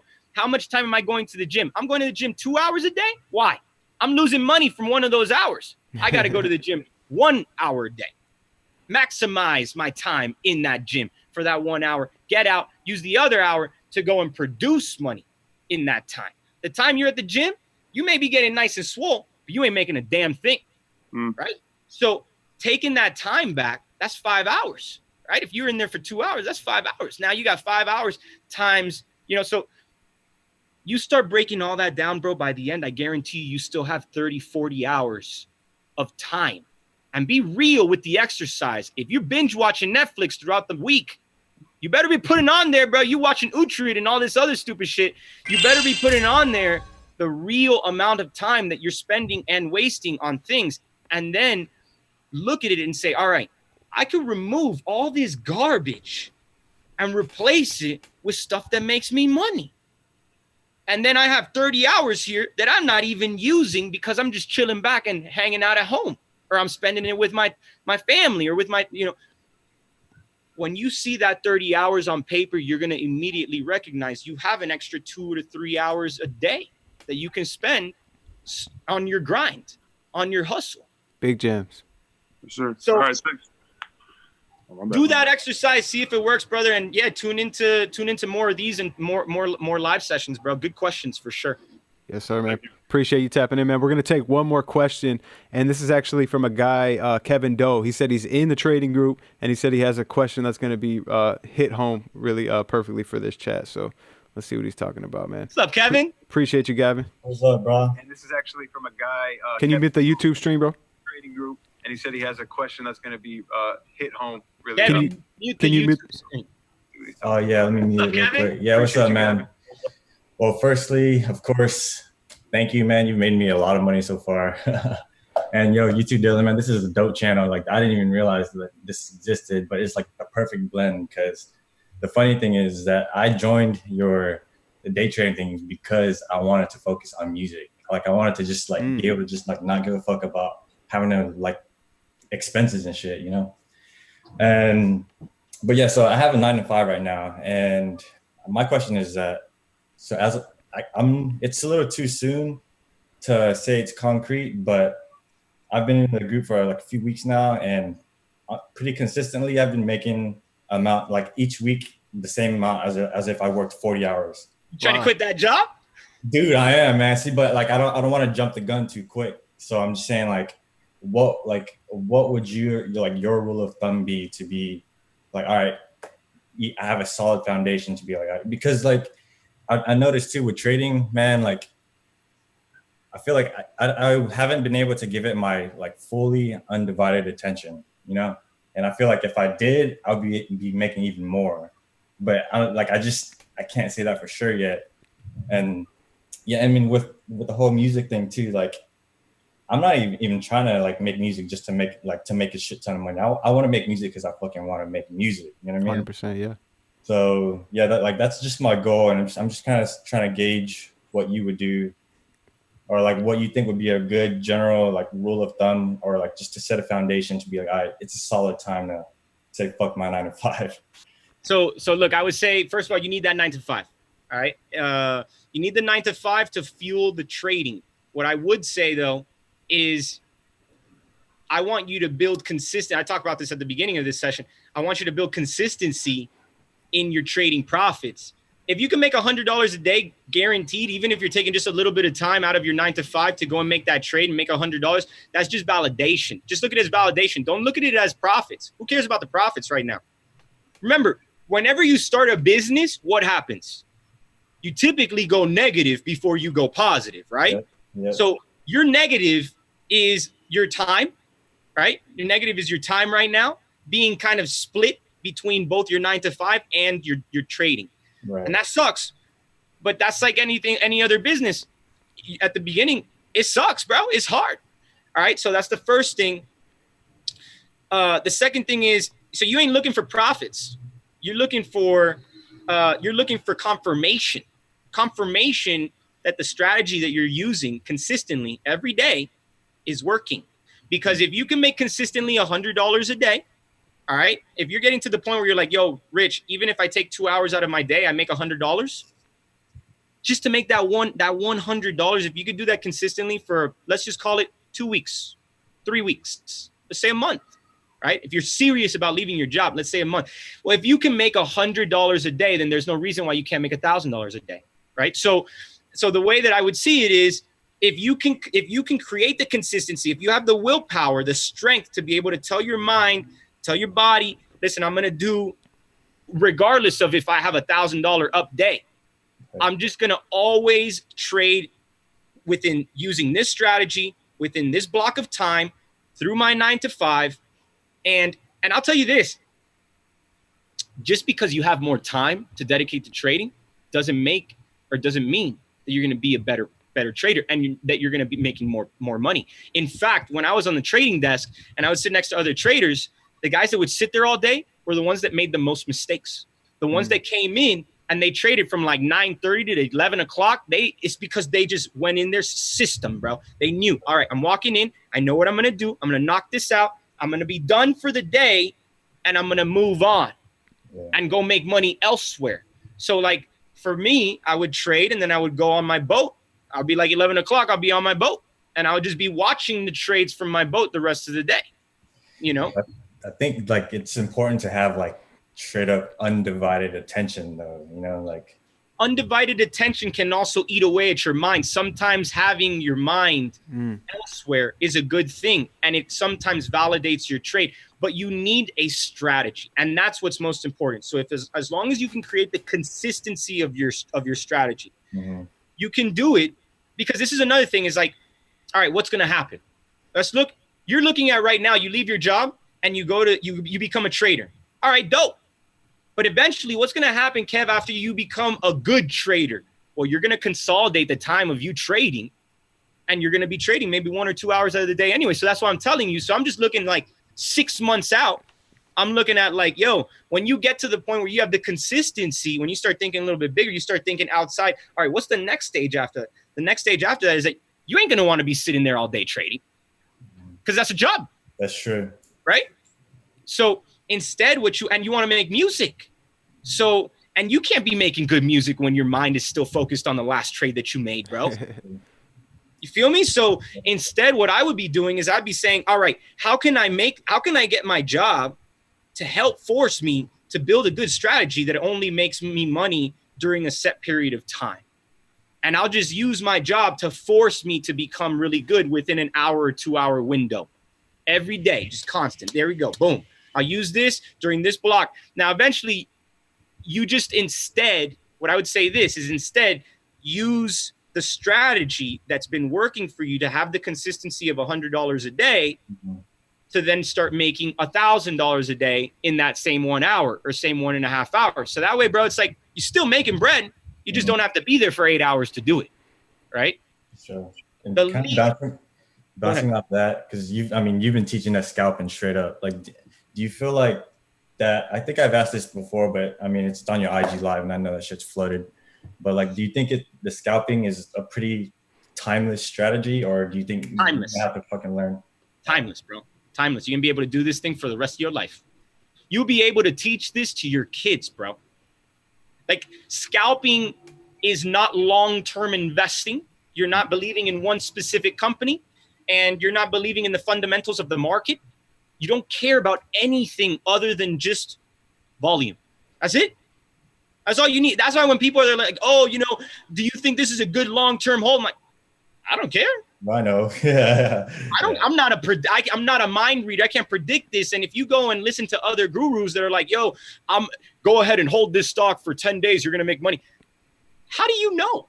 You have no idea. You're a market maker. True. You don't know. Yeah. I would rather say, yo, you can make 5% return today by trading this right now. Guaranteed. In that window. But if you swing it, it's like you don't know what the fuck happens after hours. It's like if you give your music to somebody else, like, it ain't going to sound like your music anymore. That's for damn sure. You know, you give your money to somebody else, it may not be your money anymore, you know? And so same concept when it comes to stock trading, you put your money into a stock, that ain't your money anymore. You exchange that for paper now. And now the value of that paper is based upon somebody else dictating what that is. Yeah. So I want to be able to dictate what that is always and forever. So for me, that's why I invest in two ways that I have full control over my money always, no matter what happens. Real estate, because real estate, you buy something, that's your money. It's locked in there. It's good. That's it. It's done. You want the money back? Do a refinance. Get your money out. There's solutions. There's ways to get your money out. For anybody that says it's illiquid, you can't take money out, it's bullshit. You can take money out of real estate, and you can take a lot of it. And the second strategy is scalp trading, because it's guaranteed. Like, you're going to be able to jump in, jump out, and you're out of the trade. Guaranteed money.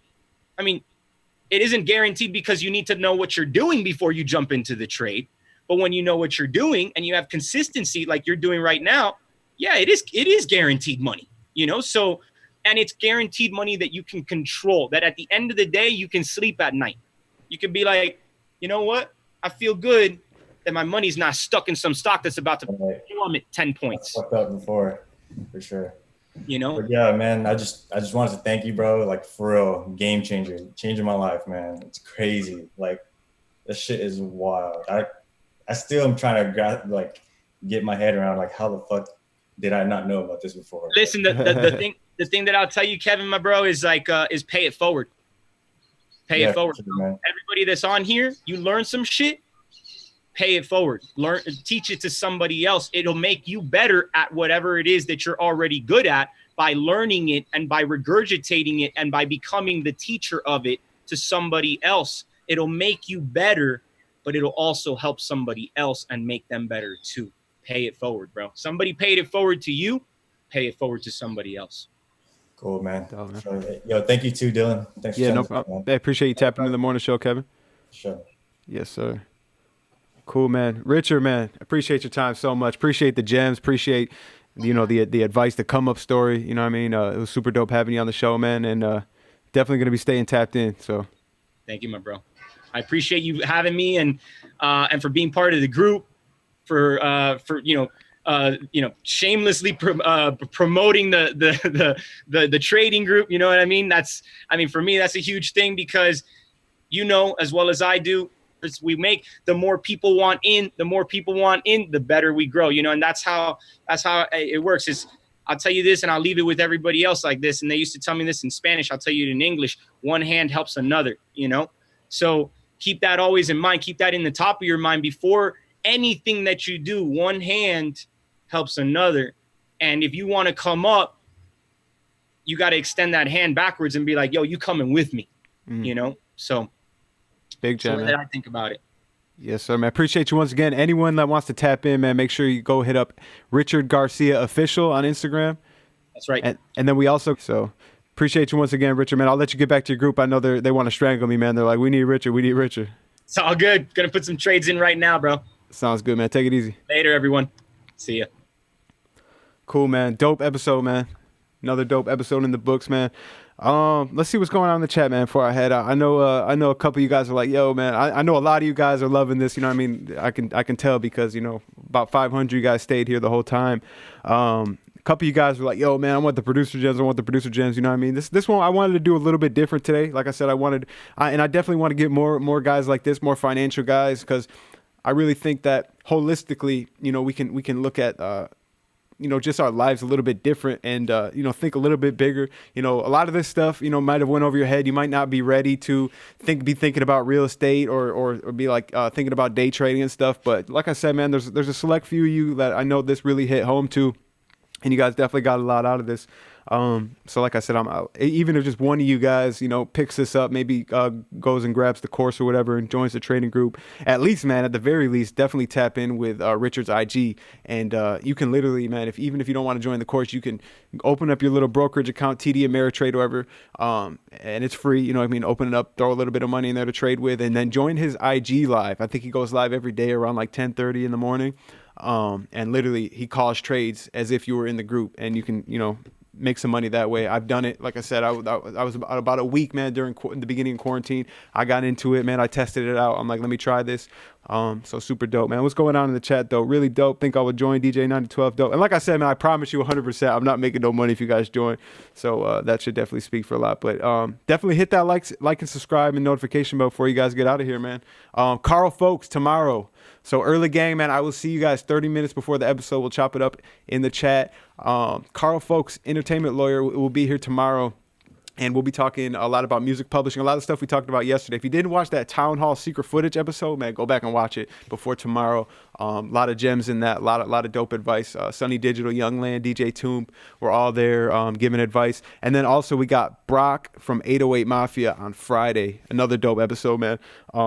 Super dope. He just dropped a live video on Twitter talking about producer deals and about what it means to, sign to a producer.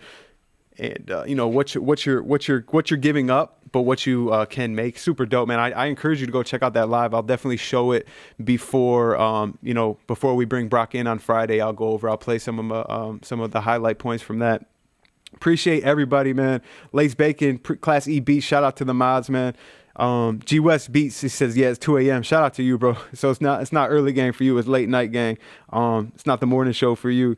The Brock interview is going to be lit, man. It's going to be super dope. And that actually came from you guys, because he had, posted that Twitter, and someone was like, yo, Brock, I really want to see you on ProducerGrind. I know you could drop gems. And he was like, yo, let's get it. Tweeted right back and said, ProducerGrind, where you at? So I reached out, man, lined it up. Those are the interviews for this week. So like I said, tomorrow, Carl Folks. Thursday, we'll do a call-in show. I know you guys are itching for those call-in shows. You guys love those, and I love doing those too. I love connecting with you guys, for a whole hour or two.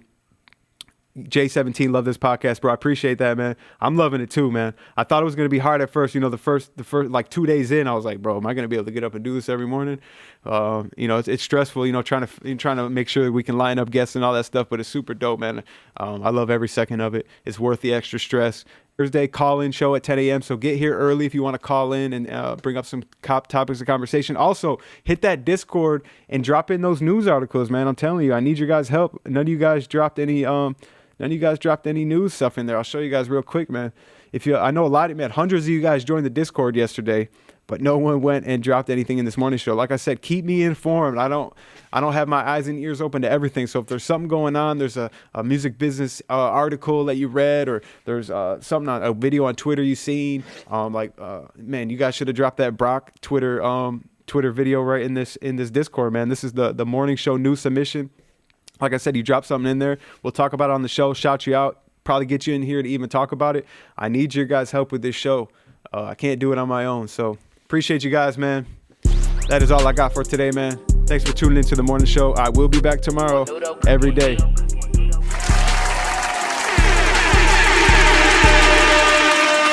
Hit that like button before you guys go, man. Hit that subscribe.